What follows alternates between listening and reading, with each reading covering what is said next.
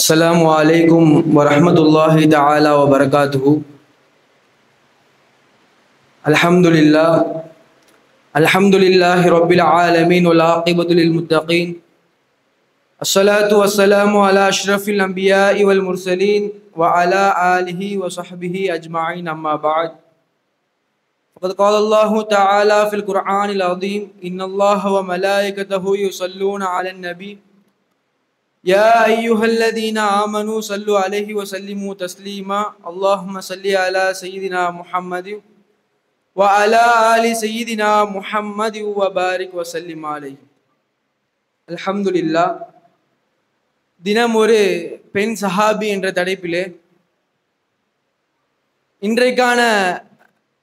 இன்றைக்கு நாம் யாரை பற்றி பார்க்க இருக்கின்றோம் என்றால், ரசூலுல்லாஹி ஸல்லல்லாஹு அலைஹி வஸல்லம் அவர்கள் கொண்டு வந்த அந்த நபித்துவத்தை முதலாவதாக ஏற்றுக்கொண்ட நபி ஸல்லல்லாஹு அலைஹி வஸல்லம் அவருடைய மனைவிமார்களிலே சிறந்தவரான ஹதீஜா ரலியல்லாஹு அன்ஹா அவர்களை பற்றி இன்றைக்கான தலைப்பிலே பார்க்க இருக்கின்றோம்.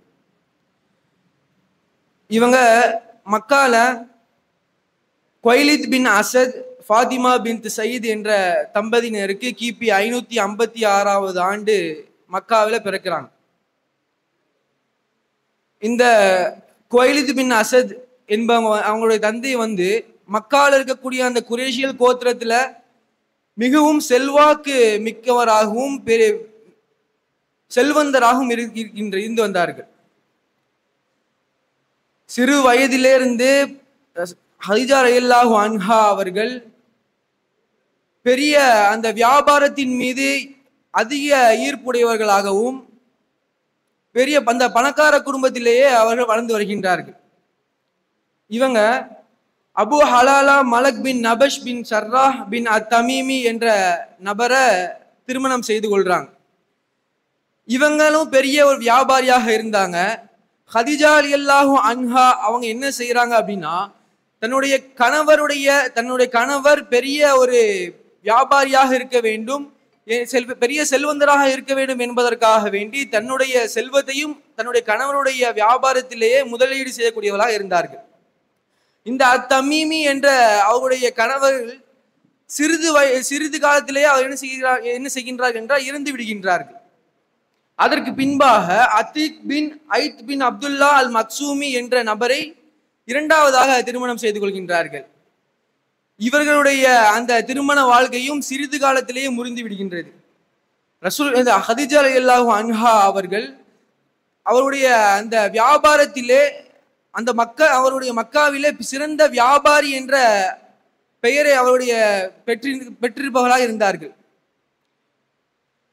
தன்னுடைய வியாபார பொருட்களை, தன்னுடைய வணிக பொருட்களை பல்வேறு நாடுகளுக்கு சென்று வியாபாரம் செய்துவிட்டு வருவதற்காக வேண்டி தனக்கு பதிலாக வேறொரு வேலையாட்களை நியமிக்கலாம் என்று ஹதீஜா ரலியல்லாஹு அன்ஹா அவர்கள் யோசனை செய்யும் பொழுது, ரசூலுல்லாஹி ஸல்லல்லாஹு அலைஹி வஸல்லம் அவர்களை பற்றி இவர்கள் தெரியப்படுகின்றார்கள்.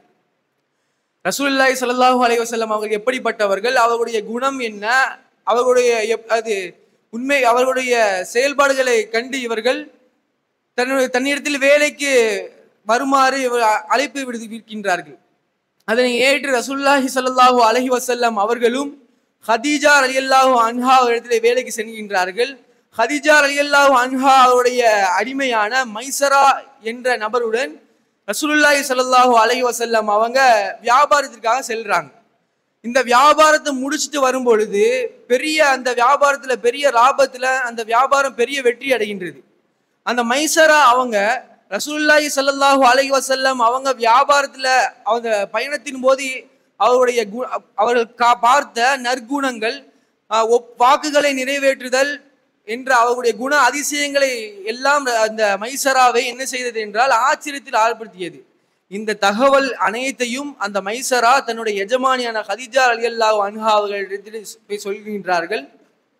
அப்பொழுது அந்த ஹதீஜா ரலியல்லாஹு அன்ஹா அவர்கள் ரசூலுல்லாஹி ஸல்லல்லாஹு அலைஹி வஸல்லம் அவர்களை திருமணம் செய்து கொள்வதற்கு ஆசைப்படுகின்றார்கள். ஹதீஜா ரலியல்லாஹு அன்ஹா அவர்கள் நபிசா பின் மன்பஇ என்ற அந்த ஒரு பெண் மூலம் ரசூலுல்லாஹி ஸல்லல்லாஹு அலைஹி வஸல்லம் அவர்களை நான் திருமணம் செய்து கொள்வதற்கு ஆசைப்படுகின்றேன் என்று அவர்களை சம்மதம் கேட்க அனுப்புகின்றார்கள். ரசூலுல்லாஹி ஸல்லல்லாஹு அலைஹி வஸல்லம் அவங்கள்ட்ட நான் உங்கள்ட்ட ஒரு கேள்வி கேட்கணும் அப்படின்னு அவங்க நபீசா பின் அந்த மன்பை அவங்க கேட்குறாங்க. இந்த மன்பை அவங்க கேட்குறாங்க, என்ன கேட்கணும் நீங்க கேளுங்க அப்படின்னு சொல்லப்ப, உங்களுக்கு இந்த மக்கால எந்த ஒரு தடையும் இல்லாத பொழுது நீங்க அந்த திருமண வயதை அடைந்த பொழுது நீங்க ஏன் இன்னும் திருமணம் செய்து கொள்ளல அப்படின்னு கேட்குறாங்க. அதுக்கு ரசூலுல்லாஹி ஸல்லல்லாஹு அலைஹி வஸல்லம் அவங்க சொல்றாங்க, எனக்கு அந்த திருமணம் செய்து கொள்வதற்காக அதற்கான பொருளாதார வசதிகள் என்னிடத்தில் இல்லை, அதற்காக வேண்டிதான் நான் திருமணம் செய்து கொள்ளல அப்படின்னு சொல்றாங்க. அப்ப அந்த நபீசா பின்த் மன்பை அவங்க சொல்றாங்க, எந்த ஒரு பொருளாதார பிரச்சனையும் இல்லாத இந்த மக்கத்து குறைஷிகளிலே மிகவும் பெரிந்த சிறப்பு வாய்ந்த கோத்திரத்திலே அந்த பிறந்த ஒரு அழகான ஒரு பெண் உங்களை திருமணம் செய்து கொள்ள ஆசைப்படுகின்றார்கள், நீங்கள் அவர்களை திருமணம் செய்து கொள்வீர்களா அப்படின்னு கேட்கிறப்ப ரசூலுல்லாஹி ஸல்லல்லாஹு அலைஹி வஸல்லம் அவங்க நீங்க யாரை சொல்றீங்கன்னு கேட்கிறாங்க. நான் கதீஜா ரலியல்லாஹு அன்ஹா அவங்க சொல்றேன் அப்படின்னு சொன்னே, அவங்களுக்கு விருப்பம் என்றால் நான் அவர்களை திருமணம் செய்து கொள்கின்றேன் என்று ரசூலுல்லாஹி ஸல்லல்லாஹு அலைஹி வஸல்லம் சொல்றாங்க. பின்னாடி திருமணம் நடக்கின்றது. ரசூலுல்லாஹி ஸல்லல்லாஹு அலைஹி வஸல்லம் அவர்கள் பிறந்த குழந்தைகள் எல்லாம் கதீஜா ரலியல்லாஹு அன்ஹா அவர்கள் மூலமாக பிறந்தார்கள். 4 பெண் குழந்தைகள், 2 ஆண் குழந்தைகள் பெற்றிருக்கின்றார்கள். பெண் குழந்தைகள் ஜைனப், ருக்கையா, உம்மு குல்சும், ஃபாத்திமா. இந்த 4 பெண் மகளையும் அந்த 2 ஆண் மக்களும் ரசூலுல்லாஹி ஸல்லல்லாஹு அலைஹி வஸல்லம் அவர்கள் ஹிஜ்ரத் செய்யும் பொழுது ரசூலுல்லாஹி ஸல்லல்லாஹு அலைஹி வஸல்லம் உடன் ஹிஜ்ரத் செய்யக்கூடியவர்களாக இருந்தார்கள். அப்ப பின்னாடி ரசூலுல்லாஹி ஸல்லல்லாஹு அலைஹி வஸல்லம் அவர்களுக்கு வஹி வருகின்றது. ஜிப்ரீல் அலைஹிஸ்ஸலாம் அவர்கள் நபித்துவத்தை கொடுக்கின்றார்கள். அப்ப அது என்னென்னவெல்லாம் நிகழ்வுகள் நடந்தது எல்லாம் நாம் எல்லாம் அறியக்கூடியவர்களாக இருக்கின்றோம். ரசூலுல்லாஹி ஸல்லல்லாஹு அலைஹி வஸல்லம் அவர்களுக்கு அந்த நபித்துவம் கொடுத்த பிறகு அவர்கள் தன் மீது அந்த பயத்தின் காரணமாக நடுங்கி கொண்டிருக்கும் பொழுது கதீஜா ரலியல்லாஹு அன்ஹா தன்னுடைய சிறிய தந்தையின் மகன் வராக்கா பின் நௌஃபல் என்ற அந்த கிறிஸ்துவ பாதிரியார்கிட்ட ரசூலுல்லாஹி ஸல்லல்லாஹு அலைஹி வஸல்லம் அழைச்சிட்டு போறாங்க. அந்த கிறிஸ்துவ பாதிரியார் நடந்த நிகழ்வு எல்லாத்தையும் எடுத்து சொல்லும் பொழுது அவங்க சொல்கின்றார்கள், உங்களிடத்துல அந்த ஜிப்ரீல் வந்தார்கள் அல்லவா, அவர் அவர்தான் ஜிப்ரீல்.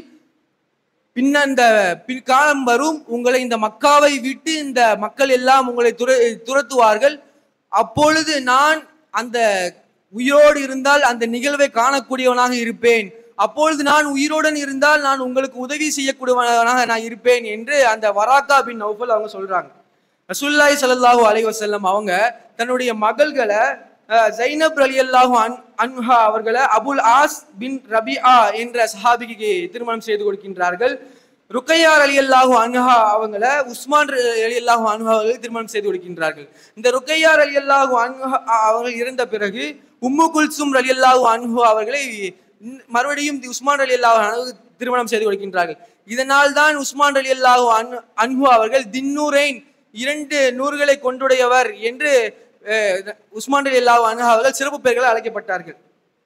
ரசூலுல்லாஹி ஸல்லல்லாஹு அலைஹி வஸல்லம் அவர்களுக்கு பிறந்த 2 ஆண் குழந்தைகளும் அவர்கள் மாரியத்துல் கிப்தியா என்ற அந்த பெண்ணின் மூலமாகவும் இப்ராஹிம் என்ற அந்த நபர் மகன் பிறக்கின்றார்கள்.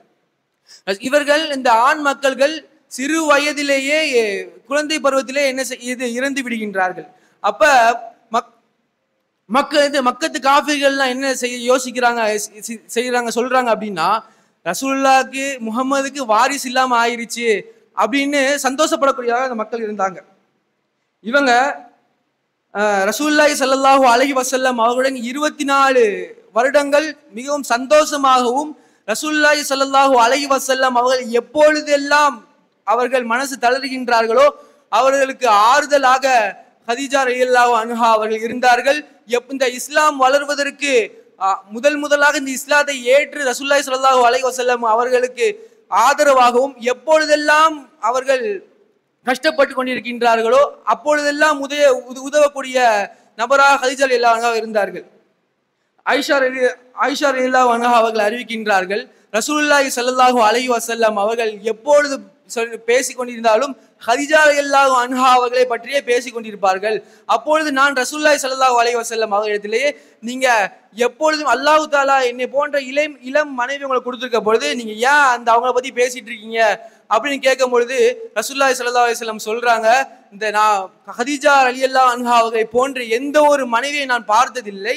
நான் எப்பொழுதெல்லாம் கஷ்டப்பட்டு கொண்டிருக்கின்றனோ, இந்த என்னுடைய கோத்திரத்தார்கள், என்னுடைய குடும்பத்தினர்கள் எல்லாம் என்னை விட்டு ஓடிய பொழுது இவர்கள் தான் எனக்கு ஆதரவு அளித்து எனக்கு உறுதுணையாக இருந்தார்கள் என்று ரசூலுல்லாஹி ஸல்லல்லாஹு அலைஹி வஸல்லம் அவர்கள் அந்த ஹதீஜா ரலியல்லாஹு அன்ஹா பற்றி ஆயிஷா இது கூறக்கூடியதாக இருந்தார்கள்.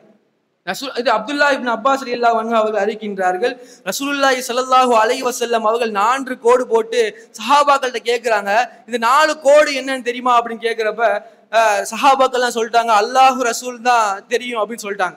அப்ப ரசூலுல்லாஹி ஸல்லல்லாஹு அலைஹி வஸல்லம் அவங்க சொல்றாங்க, இந்த 4 கோடு தான் இந்த 4 சிறந்த பெண்மணிகள் இந்த உம்மத்துல இந்த இஸ்லாத்துல மிக சிறந்த பெண்மணிகள் சொல்றாங்க. யாரு அப்படின்னா ஹதீஜா பின்த் குவைலித் ரலியல்லாஹு அன்ஹா அவர்கள், ரசூலுல்லாஹ்வுடைய மனைவியாக இருக்கக்கூடிய அந்த ஹதீஜா பின்த் குவைலித் ரலியல்லாஹு அன்ஹா. இரண்டாவதாக ரசூலுல்லாஹ்வுடைய மகளான ஃபாத்திமா பின்த் முஹம்மத். மூன்றாவதாக மரியம் பின்த் இம்ரான், அதாவது ஈசா அலைஹிஸ்ஸலாம் அவருடைய தாயார். நான்காவதாக ஆயிஷா பின்த் மசாஹிம், அதாவது ஃபிரௌனுடைய மனைவி. இந்த 4 நபர்கள் தான் இஸ்லாத்திலேயே சிறந்த நபர்கள், பெண் நபர்கள் என்று ரசூலுல்லாஹி ஸல்லல்லாஹு அலைஹி வஸல்லம் கூறப்பட்டார்கள். இவர்கள் இறக்கும் பொழுது இவருடைய வயது 65. இவர்கள் மக்காவிலே ஜன்னத்துல் அல்லாவில் அடக்கம் செய்யப்படுகின்றார்கள்.